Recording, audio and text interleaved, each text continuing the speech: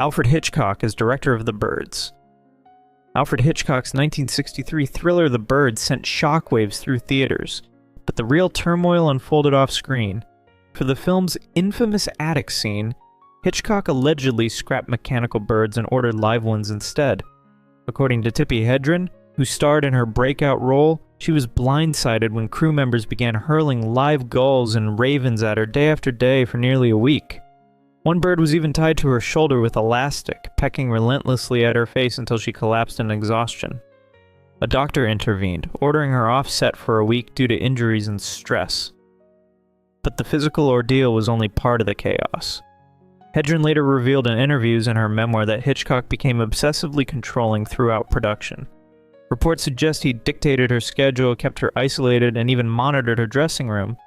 She claimed he'd made repeated unwanted advances and, after being rejected, threatened to sabotage her career. He was a master manipulator, she recalled in a 2012 interview. When he couldn't control me, he punished me. Hitchcock, who passed away in 1980, never publicly addressed these allegations in detail. At the time, he downplayed Hedren's talent, calling her a model, not an actress, despite her Golden Globe nomination for Most Promising Newcomer. After The Birds and the 1964 film Marnie, he supposedly kept her under contract but refused to cast her, effectively freezing her out of major Hollywood roles. Universal Pictures, the studio behind The Birds, stayed quiet as whispers of misconduct circulated. For decades, the rumors remained buried beneath Hitchcock's legacy as a cinematic genius. It wasn't until the release of the 2012 HBO film The Girl, based on Donald Spoto's biography, that the darker side of the production reached a wider audience. In the wake of the #MeToo movement, Hedren's story gained renewed attention, casting a harsh light on the power dynamics that shaped and silenced Golden Age Hollywood. Some speculate that Hitchcock's fixation on icy blondes, Grace Kelly, Kim Novak, Janet Leigh, wasn't just a stylistic signature. With Hedren, that preference may have crossed into obsession. Whether driven by ego, control, or rejection, his behavior left a lasting scar on one of his most iconic leading ladies. Clark Gable and Loretta Young. By the mid-1930s, Clark Gable was well on his way to becoming the so-called King of Hollywood, thanks to breakout performances in films like It Happened One Night. But while filming The Call of the Wild in early 1935, a carefully buried scandal unfolded, one that studios would work overtime to keep from the public for decades. Gable and co-star Loretta Young reportedly began a secret relationship during the production. Young, just 22, became pregnant, an unthinkable crisis for an unmarried actress in that era. Hollywood's image machine went into overdrive.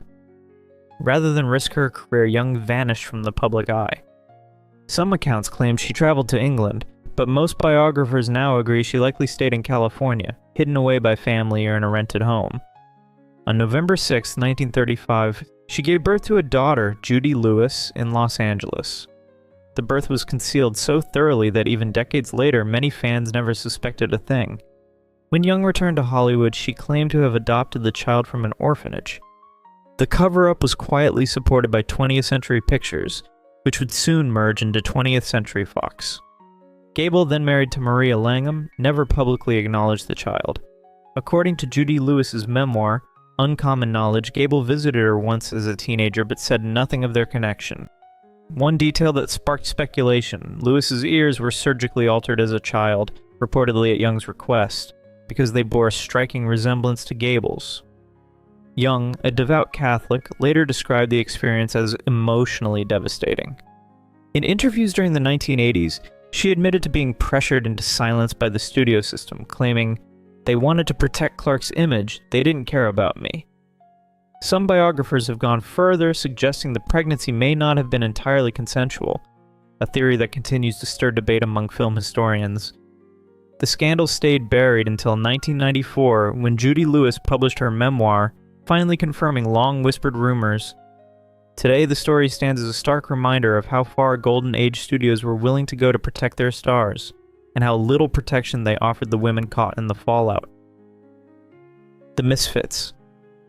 In 1960, what was billed as a modern Western turned into a slow-motion implosion of Golden Age icons. The Misfits, written by Arthur Miller for his wife Marilyn Monroe, was meant to reinvent her as a serious dramatic actress. Instead, it became her final completed film, and Clark Gable's last as well. Behind the camera, the production was chaos. Monroe's health was fragile, and she was purportedly taking barbiturates throughout filming. Her frequent absences and erratic behavior frustrated the cast and crew, with certain insiders stating she was barely functioning by the final weeks. Though her publicists blamed exhaustion, whispers circulated of deeper psychological struggles. Clark Gable, then 59, insisted on performing his own stunts in the searing Nevada heat, roping wild mustangs and riding through rough terrain. Just 12 days after production wrapped on November 4th, he suffered a fatal heart attack. Some speculate the physical toll of the shoot contributed to his death. Director John Huston, never one to shy away from excess, was said to have gambled heavily at nearby casinos during production. Crew members claimed he was often drunk on set, though Huston's reputation for unpredictability made it hard to separate fact from legend. Meanwhile, Monroe and Miller's marriage was quietly disintegrating. He later admitted the script was a coded message to her, with the character Rosalind reflecting her emotional vulnerability. The couple divorced in January 1961, just weeks before the film's release on February 1st. Monroe would die in August 1962 from a substance-related incident. The Misfits was supposed to be a comeback. Instead, it became a cinematic gravestone for two of Hollywood's brightest stars, and a project the studio never wanted to revisit. Joan Crawford and Bette Davis. When Whatever Happened to Baby Jane premiered in 1962, the real spectacle was happening off-camera. Joan Crawford and Bette Davis, two icons with decades of friction, found their simmering feud erupting during filming. Biographers have long stated that Davis accused Crawford of secretly sewing weights into her costume for a scene in which Davis had to drag her across the floor, supposedly causing a lingering back injury. Crawford never confirmed the claim, but it became one of the film's most enduring off-record rumors. The antagonism didn't end there. Davis reportedly ridiculed Crawford's alleged drinking habits and made hushed digs about her rumored affairs with studio executives. Crawford, in turn, was said to stealthily undermine Davis at every chance. Some insiders alleged Warner Brothers played up the disorder, feeding gossip to the press for publicity. Whether planned or spontaneous, the friction paid off. The film turned into a box office hit and a cult favorite. Yet the environment during production was so corrosive, crew members often felt pressured to take sides. When Davis earned an Academy Award nomination and Crawford did not, the rivalry shifted yet again. Crawford had made arrangements to accept the Oscar on behalf of Anne Bancroft, who couldn't attend. When Bancroft won, Crawford stepped on stage to claim the prize, while Davis sat speechless in the audience. The Cold War between them never thawed. Years later, Davis delivered one of her most notorious lines. "You should only say good about the dead. Joan Crawford is dead. Good." Cleopatra. In 1963, Cleopatra didn't just test the limits of epic filmmaking, it nearly bankrupted 20th Century Fox. What began as a modest sword and sandals feature spiraled into a bloated spectacle with a final price tag north of $40 million. At the heart of the chaos, Elizabeth Taylor and Richard Burton's off-screen affair, which exploded into a global scandal. Both were married to others, and their highly publicized relationship drew condemnation from religious institutions, including the Vatican, which slammed their conduct as morally offensive. Some members of U.S. Congress were rumored to have voiced concern, though no formal debate ever took place. Away from the spotlight, the production was a logistical nightmare. Taylor suffered a near-fatal health scare in 1961, requiring an emergency tracheotomy that halted filming for weeks. The original director, Ruben Mamoulian, exited early, frustrated by studio meddling. Joseph Mankiewicz was then tasked with rewriting and directing simultaneously, a move that stretched production across 3 years and 2 continents. Taylor's record-breaking $1 million contract, widely publicized as the first of its kind for a single film, sparked fierce industry backlash. Some critics saw it as a symbol of Hollywood's unchecked extravagance. Others hailed it as a breakthrough moment for actresses demanding equal pay in an industry dominated by men. Speculation ran rampant that studio executives resented the precedent it set. As costs soared, Fox was forced to sell off massive portions of its backlot, paving the way for what would become Century City. Despite strong box office numbers, Cleopatra failed to recoup its full investment during its initial release, and the financial fallout led to a shakeup in studio leadership. Today, Cleopatra is remembered less for its 4 Academy Awards than for the storm it left behind. The affair, the health crisis, the ballooning budget. It wasn't just a movie, it was a cautionary tale Hollywood tried to bury. Rebel Without a Cause. In late September of 1955, just weeks before Rebel Without a Cause premiered, 24-year-old James Dean was killed in a high-speed crash while driving his Porsche 550 Spyder. The tragedy shook the public and cast a long shadow over the film's release. Contrary to some persistent rumors, Warner Brothers did not delay news of Dean's death. His passing was front-page news almost immediately. But the studio did seize the moment, amplifying his image as a brooding outsider. Dean became a posthumous icon almost overnight, and the film's themes of alienation and rebellion suddenly felt eerily prophetic. The cast's off-screen lives only deepened the film's mystique. Sal Mineo, who portrayed the sensitive and troubled Plato, was murdered in Los Angeles in 1976. He was returning home from a rehearsal when he was stabbed in an alleyway. A man named Lionel Ray Williams was later convicted, with prosecutors citing robbery as the motive.